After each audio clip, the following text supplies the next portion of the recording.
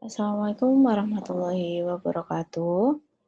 Hari ini kita akan lanjut ke bab selanjutnya, yakni tentang penentuan biaya proses, namun pada unit tambahan dan unit hilang.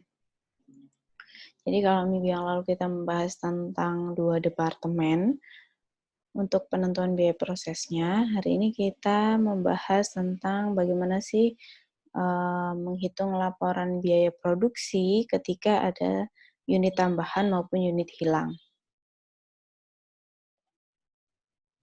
Ternyata pada berbagai proses produksi itu ada hal-hal yang ternyata bisa terjadi pada suatu proses produksi. Di antaranya ada tambahan unit akibat tambahan bahan. Nah, beberapa hal yang mungkin terjadi, ada 3 hal di bawah ini. Yang pertama adalah proses produksi di mana tidak menambah unit tetapi menambah biaya. Nah, ini dicontohkan yaitu di perusahaan mobil. Nah, di perusahaan mobil ini kan menghasilkan sebuah mobil ya. Nah, menghasilkan sebuah mobil, mobil itu kan membutuhkan roda. Roda ini merupakan part dari mobil. Sehingga ketika perusahaan mobil menambahkan 4 roda pada suatu mobil, ataupun menambahkan beberapa roda pada misalnya mobil-mobil kayak bus gitu ya, kan bisa jadi rodanya lebih dari 4. Namun tidak akan menambah unit dari yang diproduksi. Unit mobil ini kan tetap beberapa unit gitu ya. Jadi dari sini bisa teman-teman bayangkan bahwa ternyata di suatu proses produksi itu bisa saja menambah unit tetapi tidak menambah biaya. Tidak menambah unit tapi menambah biaya. Jadi seperti contohnya di sini adalah 1 unit mobil itu akan menambah biaya ketika ditambahkan suatu roda. Tapi unitnya itu mobilnya tetap gitu ya. Kemudian saya contohkan lagi di sini ada menambah unit tetapi tidak menambah biaya. Oh, ternyata ada suatu proses produksi yang ternyata menambah unit tetapi tidak menambah biaya. Contohnya di sini seperti di perusahaan cat. Menambahkan air berarti kan menambah volume dari unitnya. Jadi menambah unit. Volumenya pun nanti akan juga bertambah. Namun tidak menambah biaya karena yang ditambahkan adalah air. Kemudian menambah unit dan menambah biaya. Nah, itu otomatis bertambah banyak juga volumenya, namun juga akan menambah biaya. Contohnya apa? Pada perusahaan air minum. Salah satu bahan yang akan ditambahkan adalah cairan gula, otomatis akan menambah unitnya, akan menambah volumenya, dan juga akan menambah biayanya juga. Nah, ini ada 3 hal ini yang sering terjadi pada perusahaan manufaktur gitu ya, di beberapa jenis perusahaan terkait dengan unit tambahan dan unit hilang. Pun nanti begitu seperti unit hilang, nanti akan ada kasus unit hilang itu yang seperti apa? Seperti contohnya di perusahaan air minum yang di dalamnya terjadi proses penggodokan air. Air ketika dipanaskan akan ada proses penguapan juga. Jadi mungkin juga terjadi volume air itu akan berkurang karena apa? Diuap atau menguap. Jadi bisa jadi volume air itu akan berkurang. Itu adalah salah satu contoh dari unit hilang. Contoh yang lain ketika ada proses pemindahan, misalnya dari departemen percampuran, misalnya setelah ditambah cairan gula, pindah ke departemen pengemasan. Dan ternyata atas perpindahan departemen tadi ada beberapa unit atau beberapa volume air itu yang tercacar. Nah, itu termasuk juga di unit hilang. Nah, di sini saya langsung contohkan pada suatu contoh soal agar teman-teman tidak bingung. Jadi di sini ada PT Gifar Jaya. PT Gifar Jaya ini bergerak pada manufacturing di perusahaan air minum gitu ya, menjual sari buah, memiliki departemen pencampuran dan departemen penggilingan. Jadi ada 2 departemen di sini. Kenapa kemarin teman-teman harus mempelajari tentang 2 departemen, karena akan berdampak pada pembahasan-pembahasan selanjutnya.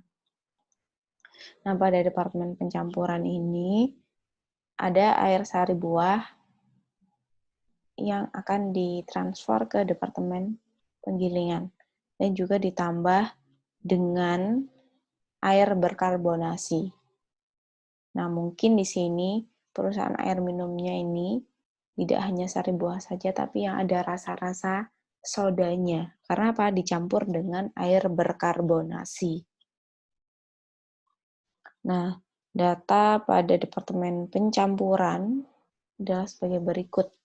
Nah, soal ini harus teman-teman ingat atau bisa juga dicatat agar bisa nyambung nanti di pembahasan-pembahasan selanjutnya. Jadi di sini ada unit proses persediaan awal yang ditransfer dari departemen sebelumnya. Itu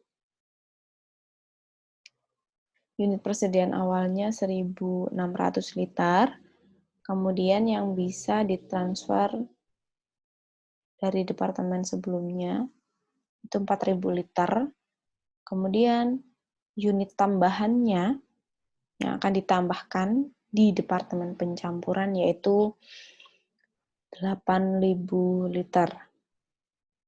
Kemudian ditransfer ke departemen pengalengan 11.600. Jadi, ini adalah persediaan awalnya kita. Kemudian ini ditambahkan pada bulan ini. Sederhananya seperti itu. Ini adalah unit tambahannya. Beda ya. Ini adalah yang bisa kita proses gitu ya, atau ditambahkan bulan ini, namun ini adalah unit tambahannya. 8.000 liter. Kemudian dari hasil ketiga ini akan sama dengan ini, 2 ini. Jadi ini adalah 3 komponen, ini adalah unit masukan kita. Ini adalah 2, ini adalah unit keluaran kita. Harus balance antara unit masukan dan unit keluaran. Jadi ternyata dari 3 komponen ini, yang 11.600 liter itu bisa kita transfer ke departemen pengalengan. Istilahnya adalah sudah siap untuk sudah menjadi barang jadi, tinggal dikalengkan saja. Karena kan ini perusahaan air ya. Jadi yang 11.600 itu sudah bisa dikonsumsi dan tinggal di finishing di pengalengan atau di package gitu ya. Kemudian yang 2.000 liter ini masih kita harus proses di tahap selanjutnya. Belum selesai. Gitu ya. Itu kenapa masih menjadi persediaan akhirnya kita. Nah, di sini ada keterangan yang harus teman-teman perhatikan. Jadi untuk proses akhir, unit proses akhir di sini adalah bahan 100%-nya selesai, kemudian tenaga kerja dan overhead pabrik 50% selesai. Kemudian di persediaan awalnya, bahan 80% selesai, untuk tenaga kerja dan overhead pabriknya 25% selesai. Kenapa sih selalu ada informasi ini? Karena tidak semuanya dari ketiga komponen bahan tenaga kerja dan overhead pabrik ini semuanya sama-sama dan serentak selesai. terpisah-pisah ya, bahannya berapa persen selesainya, tenaga kerjanya, overhead pabriknya. Ini nanti juga akan berpengaruh ke biaya-biayanya. Kemudian selanjutnya di sini ada data biaya seperti biasa. Dan di sini di persediaan awal kita punya biaya dari Departemen Penggilingan, sekian bahan, tenaga kerja, overhead pabrik. Ini untuk persediaan awal. Untuk biaya yang ditambahkan dalam proses selama bulan ini, kita juga punya dari Departemen Penggilingan, bahan, tenaga kerja, dan overhead pabrik.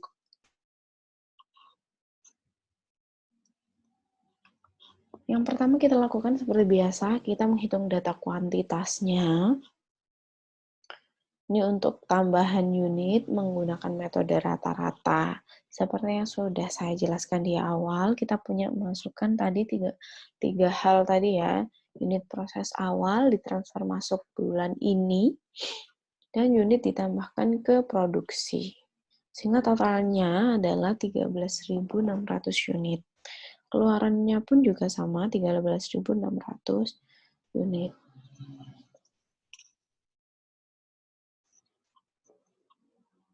Kemudian kita menghitung unit ekuivalen. Di sini kita punya unit transfer ke Departemen Pengalengan. 11.600 unit dari mana? 13.600 unit dari unit masuknya kita kurangi dengan persediaan akhirnya kita, 2.000 unit. Sehingga untuk unit transfer ke Departemen Pengalengan adalah 11.600 unit. Kemudian tinggal kita kalikan dengan persentase pada persediaan akhir. Persentase selesainya. Kemudian kita bisa menjumlahkan unit transfer ke Departemen Pengalengan dengan persediaan akhirnya kita. Yaitu menjadi unit ekuivalennya kita, tinggal kita jumlahkan. Kita lanjut ke biaya per unitnya yang akan kita masukkan ke biaya yang harus dipertanggungjawabkan. Di sini kita punya biaya unit dalam proses pada persediaan awal. Kemudian kita tambahkan dengan biaya tambahan bulan ini. Ini ada di soal ya, teman-teman. Kemudian kita jumlahkan saja agar kita menemukan biaya yang harus dipertanggungjawabkan. Kemudian kita masukkan unit ekuivalennya sesuai dengan masing-masing komponen, dari biaya Departemen Penggilingan, bahan, tenaga kerja, maupun overhead pabrik. Sehingga kita bisa mengetahui berapa sih biaya per unitnya untuk unit ekuivalen. Tinggal dibagi saja, biaya dibagi dengan unit ekuivalennya.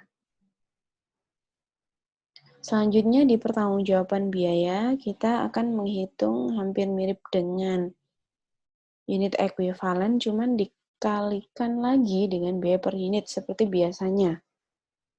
Sehingga kita menemukan jumlah biaya persediaan barang dalam proses akhir. Tinggal teman-teman masukkan ke laporan biaya produksinya. Disesuaikan saja dengan template yang sudah ada. Cuman di sini yang menjadi beda adalah biaya yang harus dipertanggungjawabkan.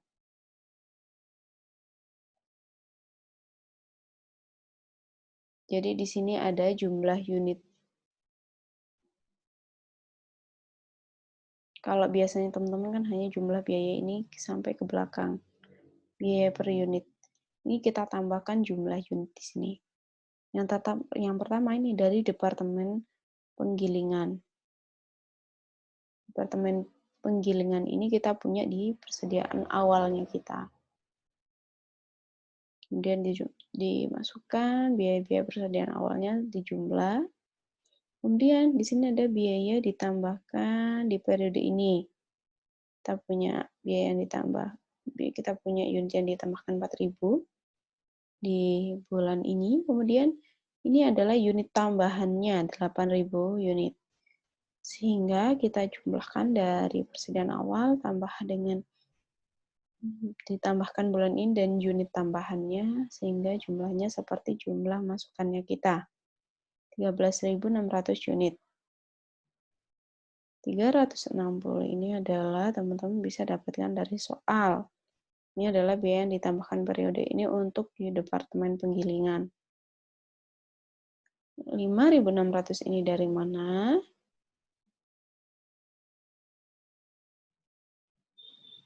Adalah dari 1.600 ditambahkan dengan 4.000 unit yang benar-benar kita proses bulan ini.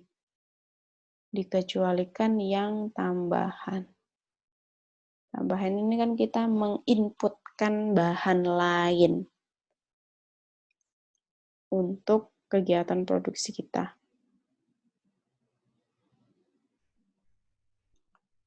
Untuk mencari biaya per unit ini adalah dari 45.000 ini tambah 360 dibagi dengan 5.600 unit. Untuk mencari 29,85, 45 tambah 360 dibagi dengan 13.600. Untuk mencari 41, sekian, 50 tambah 508 dibagi 13.600. Untuk mencari 8, sekian, 50.000 sekian tambah 100.000, 109.000 sekian dibagi dengan 12.600. Untuk mencari 17.000, 17, sekian ini juga dari 1.000, sorry saya salah. Ini tambah ini bagi ini. Ini tambah ini bagi ini. Kemudian bawahnya 50 tambah ini bagi ini. Bawahnya lagi ini tambah ini bagi ini. 3.000 tambah ini bagi ini. Sehingga menghasilkan biaya per unit ini. Nah, teman-teman, hati-hati di sininya. Ditambahkan dulu, baru dibagi dengan unit ekuivalen.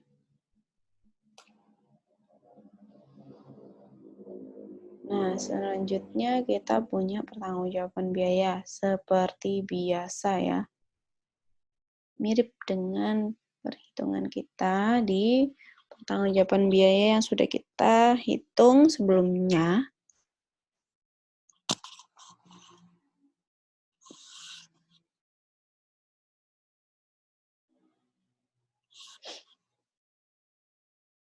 Teman-teman juga bisa mencocokkan dari sini. 97 ini jangan lupa untuk dijumlahkan terlebih dahulu biar bisa masuk sini. Dan ini tinggal menyesuaikan saja. Kita kan sebelumnya juga sudah menghitung, tinggal kita masukkan ke dalam template-nya laporan akhirnya ini.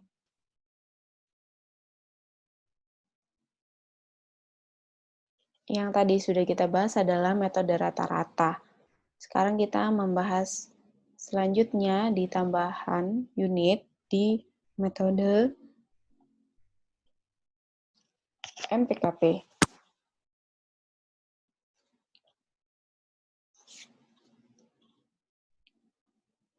Untuk data unitnya tetap sama, masukannya berapa, keluarnya berapa, persis sama. Di sini kita langsung menghitung di unit ekuivalennya untuk MPKP. Seperti yang kita tahu bahwa metode MPKP selalu membedakan di persediaan awal dan juga akhir, sehingga seperti inilah nanti perhitungan unit ekuivalennya, agak lebih panjang. Di sini kita punya 1.600 unit di persediaan awalnya kita, kemudian dikalikan dengan persentase belum selesainya di persediaan awal. Kita tadi punya bahan selesai 100% di persediaan awal. Kemudian, bahan 80% selesai di persediaan awal. Nah, ini kenapa 0%? Karena kita asumsikan di Departemen Penggilingan itu sudah 100% selesai, maka belum selesainya adalah 0%. Kemudian tenaga kerja dan overhead pabrik, kita di soal tadi punya bahwa tenaga kerja dan overhead pabrik 25% belum selesai. Sudah selesai, sehingga belum selesainya adalah 75%. Tinggal kita kalikan saja, dimasukkan ke semua komponennya.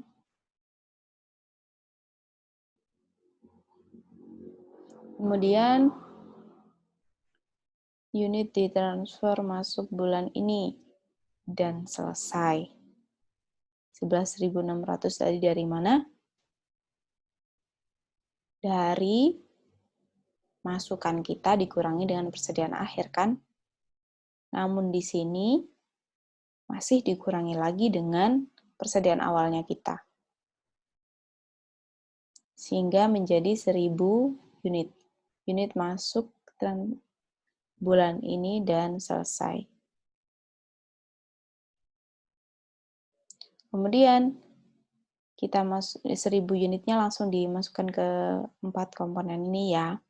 Kemudian di persediaan akhir kita punya 2.000 unit dikalikan dengan tingkat selesainya di persediaan akhir. Kita kan punya di penggilingannya tetap ya, kita asumsikan 100% selesai. Kemudian untuk di bahannya kita memang 100% selesai dan tenaga kerja dan overhead pabriknya 50% selesai. Tinggal dikalikan saja dan dimasukkan pada masing-masing komponen ini. Kemudian jangan lupa kita jumlahkan, sehingga kita bisa menemukan unit ekuivalennya kita. Nah, ini untuk biaya yang ditambahkan bulan ini saja pada metode MPKP kita. Jangan lupa ya, untuk yang dihitungnya hanya yang biaya ditambahkan bulan ini. Langsung dibagikan dengan unit ekuivalennya kita.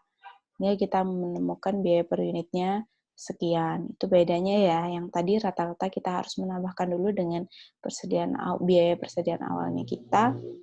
Tapi kalau di sini langsung biaya yang ditambahkan bulan ini langsung dibagi dengan unit ekuivalen. Untuk yang kita perlu tambahkan di pertanggungjawaban biaya. Nah, ini yang seperti yang ada di unit ekuivalen ya, tinggal kita kalikan dengan biaya per unit ekuivalen. Ini ada di persediaan awalnya kita nih. Biaya persediaan awalnya kita jumlah ada segini nih. Oke. Ini juga perlu kita hitung ya. Nanti juga akan masuk di biaya yang harus dipertanggungjawabkan. Pertanggungjawaban biaya. Ini nih, kita masuk ke laporan biayanya. Kalau teman-teman perhatikan, data kuantitasnya akan sama. Masuk komponen masukan dan komponen keluarannya. Dan juga jumlahnya kan, balance antara masukan dan keluaran. Tinggal teman-teman menyesuaikan ini nih. Prosentasenya. Disesuaikan dengan soal. Ini asumsinya 100% selesai ya. Untuk biaya yang harus dipertanggungjawabkan, teman-teman tetap memasukkan persediaan awal di sini. Dan tetap dijumlahkan. Cuma nanti dalam pembagiannya itu tidak perlu dimasukkan. Nah, di sini kalau teman-teman perhatikan 1.600-nya tadi di atas tidak dimasukkan. Sehingga di sini untuk metode MPKP 4.000 sama 8.000 unit yang ditambahkan bulan ini dan unit tambahnya sendiri. Sehingga di sini jumlahnya adalah 12.000 unit. 4.000 ini langsung dari sini dipindahkan ke sini. Karena yang atas sudah tidak dimasukkan yang 1.600. Nah, kita metodenya beda, MPKP ini. Sehingga langsung yang unit ditambahkan bulan ini atau ditransfer bulan ini.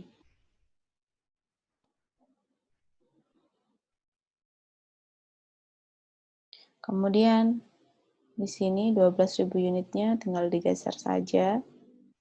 Ini ada yang lain adalah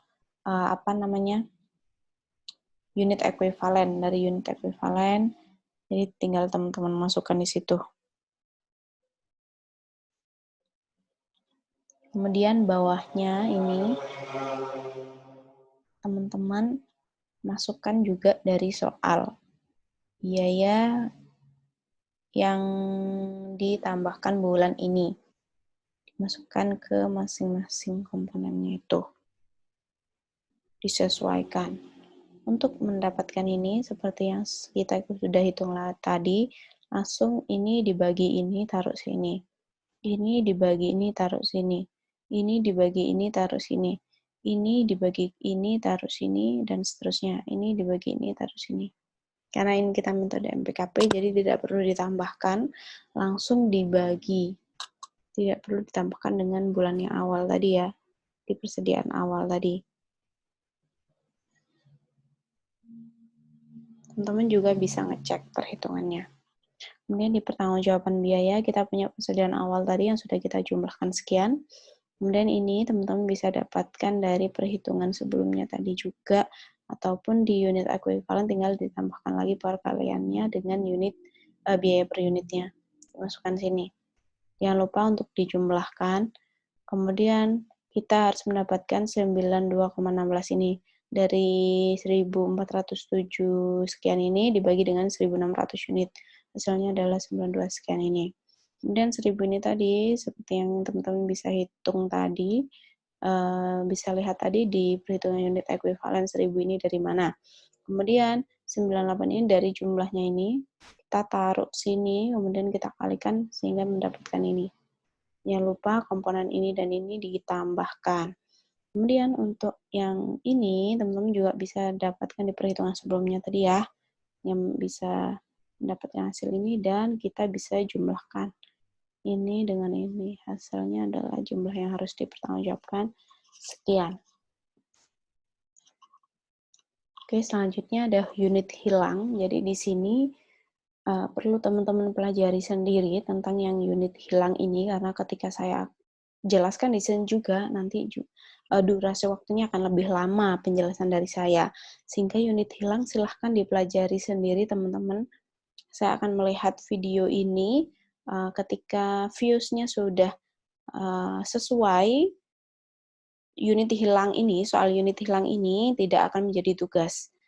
Namun ketika views-nya tidak mencapai seperti biasanya, jadi sehingga kesimpulannya teman-teman tidak semuanya yang melihat video, maka ini akan menjadi tugasnya teman-teman.